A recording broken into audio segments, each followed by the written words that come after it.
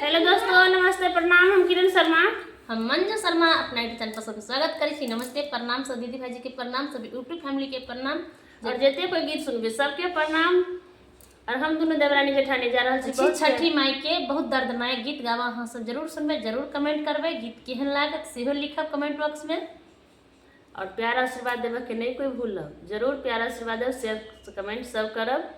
और बहुत प्यारा सब बहुत दर्दनायक छठी मैया के गीत है, हम दोनों देवरानी जेठानी जा रहल छी गावा, अहाँ सब जरूर सुनब, जरूर कमेंट बॉक्स में लिखब गीत केहन लागल जरूर कहब। और हिनका ऊपर कमेंट करब, हमरा ऊपर जरूर अहाँ सब नाम लिख के भेजब। छठी माँ